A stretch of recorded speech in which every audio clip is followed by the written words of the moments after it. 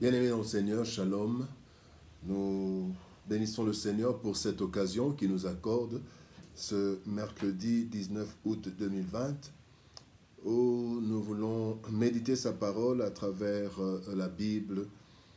Nous lirons dans 1 Jean chapitre 2, le verset 6, juste un verset qui va nous conduire dans notre méditation de ce matin.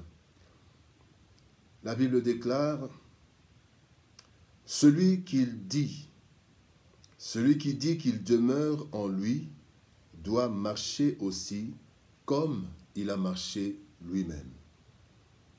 Celui qui dit qu'il demeure en Jésus-Christ doit marcher aussi comme lui-même, Jésus-Christ, a marché pendant son séjour sur la terre. Notre thème de ce matin, notre méditation de ce matin a pour thème « Vivre comme Jésus ». Bien-aimés, ce verset commence par « celui qui dit ». Et dans d'autres versions, il est dit « celui qui prétend ». Nous sommes dans un monde où le dit n'est pas toujours le fait. Dans un monde où les paroles sont parfois contraires aux actes et même aux pensées. Et cela presque dans tous les domaines. À travers le téléphone, on dit qu'on est à tel endroit alors qu'on n'est pas à cet endroit-là.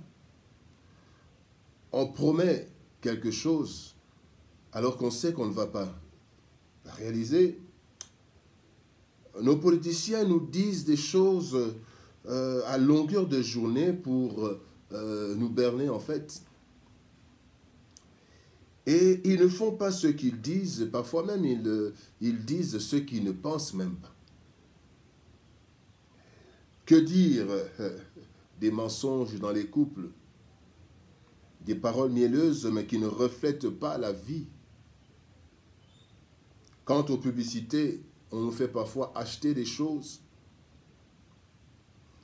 alors que ce que la publicité dit n'est pas exactement ce qui s'est fait. On vous montre quelqu'un avec une belle peau, une très belle peau, et on vous dit que c'est ce produit-là qui l'a rendu comme ça, alors qu'ils ont cherché quelqu'un qui avait une belle peau pour faire la publicité de ce produit. Et c'est comme ça. Et le chrétien n'est pas en reste.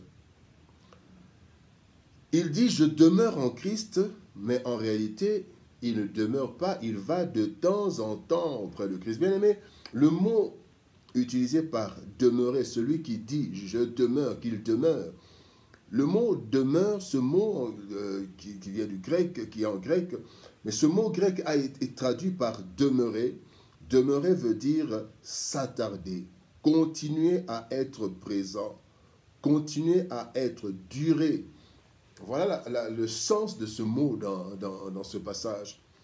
Alors ici, le Seigneur nous interpelle par rapport à ce que nous disons, face à ce que nous vivons.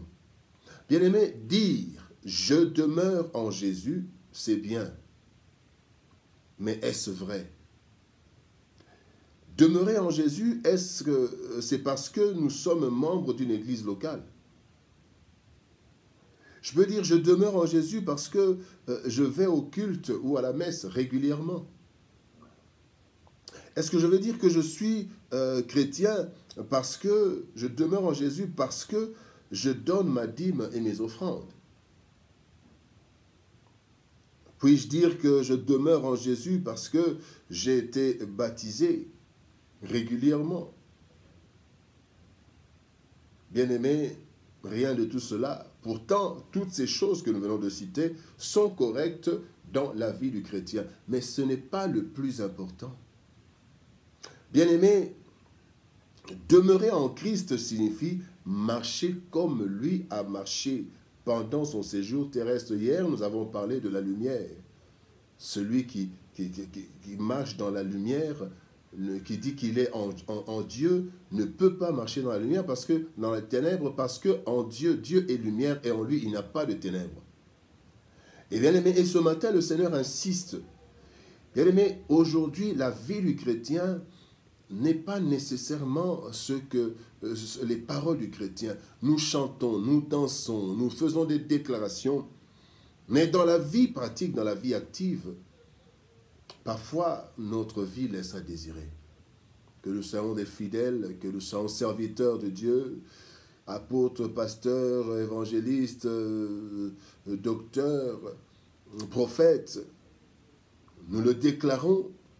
Mais quand, bien-aimés, nous voyons notre vie, nous nous rendons compte qu'il y a un écart entre ce que nous disons et ce que nous faisons. Ce que nous disons et ce que nous vivons. Or, bien-aimés, le chrétien, c'est d'abord sa vie, même en cachette. Ce n'est pas la vie à l'église. Ce n'est pas la vie au temple.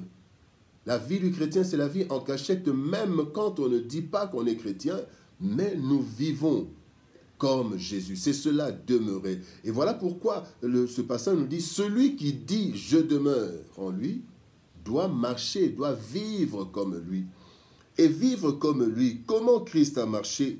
Nous voulons voir 4 traits de caractère particuliers qui doivent se retrouver en nous pour que nous disions que nous sommes en train de marcher comme Jésus a marché.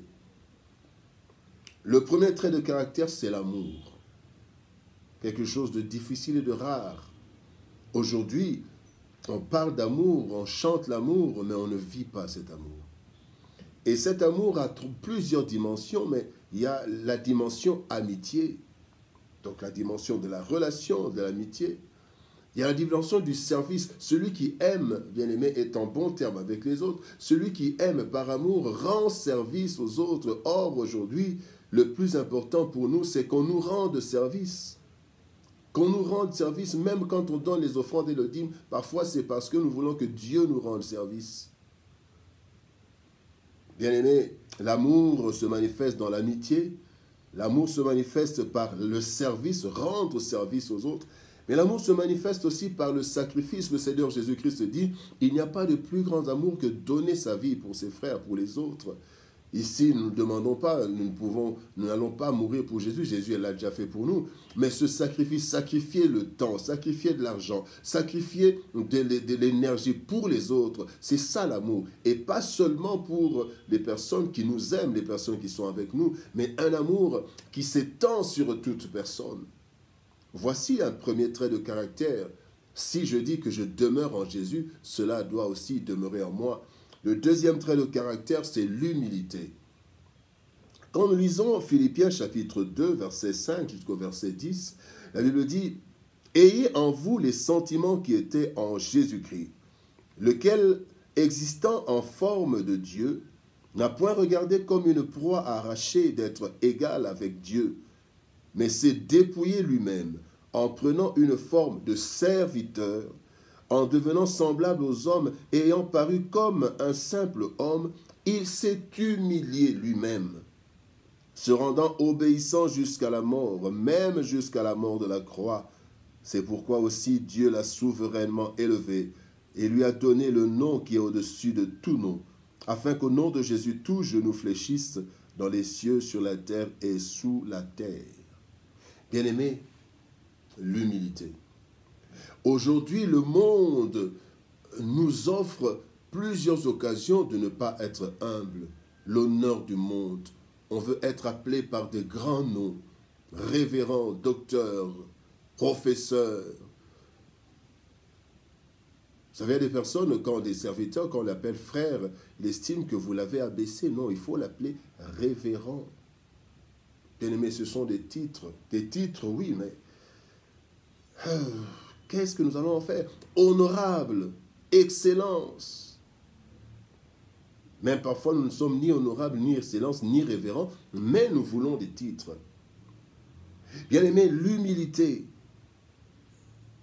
Ne pas chercher à paraître, mais chercher à être, et surtout à être obéissant à Dieu. Christ a été obéissant à Dieu. L'humilité, bien-aimés, cette humilité, c'est aussi l'obéissance à Dieu. Parfois, nous sommes même orgueilleux devant notre Seigneur. Nous ne voulons pas faire ce qu'il nous demande de faire. Nous estimons que nous connaissons mieux la situation du monde, mieux que Dieu, et nous ne devons pas faire ce que Dieu nous demande de faire. Voilà pourquoi, même dans l'Église, nous prenons des chemins détournés, parce que nous ne sommes pas humbles devant le Seigneur. Or, La Bible dit, si mon peuple sur qui est invoqué mon nom s'humilie, avant même de prier, nous devons nous humilier. Parce que la vraie prière, c'est une prière d'un homme humble qui se retrouve devant ce Dieu qu'il reconnaît comme grand, tout-puissant et au-dessus de tout. Et il obéit. Christ a obéi jusqu'au sacrifice, un sacrifice humiliant. Il a été humilié, il a subi l'humiliation que personne d'autre n'a subi parce qu'il a été humble. Soyons humbles, bien-aimés. Qu'est-ce que nous avons que nous n'avons pas reçu? Nous venons sur cette terre sans rien, nous n'avons rien, même pas un stylo, même pas du papier. Nous venons tels que nous sommes et nous avons tout reçu ici. Le troisième trait de caractère, c'est la vérité.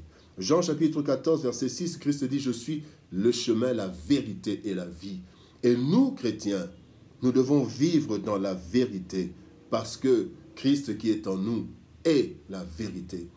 La vérité en tout, la vérité de notre vie, la vérité de ne pas chercher à paraître, mais à être vrai, à dire ce qu'il y a, ce qui existe réellement. Le quatrième trait de caractère, c'est la compassion. Cet empressement à venir en aide.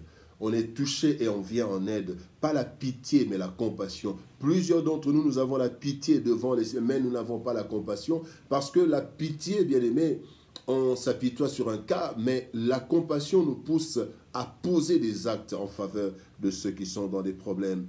Vous voyez la compassion de Christ envers la femme adultère qui y était vraiment à quelques minutes de la mort par l'habitation. Il a eu compassion. Il a eu compassion du peuple en multipliant le pain. Bien-aimés, pouvons-nous dire que nous demeurons en Christ si ces traits de caractère n'existent pas en nous? Nous dirons, qui peut faire cela? Bien-aimé, Galates chapitre 2, verset 20 dit, « Ce n'est plus moi qui vis, c'est Christ qui vit en moi. » Et pour cela, bien-aimé, nous devons laisser Christ agir en nous. La puissance du Saint-Esprit, avec la détermination, la volonté, la discipline, nous y parviendrons. Bien-aimé, dans un monde où la parole et l'acte ne sont pas toujours en harmonie, le chrétien est appelé à vivre ce qu'il dit. Celui qui prétend demeurer en Christ doit marcher comme Christ a marché. Pour cela, la volonté, la discipline et l'effort sont nécessaires sous la puissance du Saint-Esprit que le Seigneur nous a envoyé. Ne disons pas seulement que nous sommes chrétiens, mais surtout, vivons ce que nous déclarons. Marchons comme Christ. Que Dieu nous bénisse. Shalom, au revoir et à demain.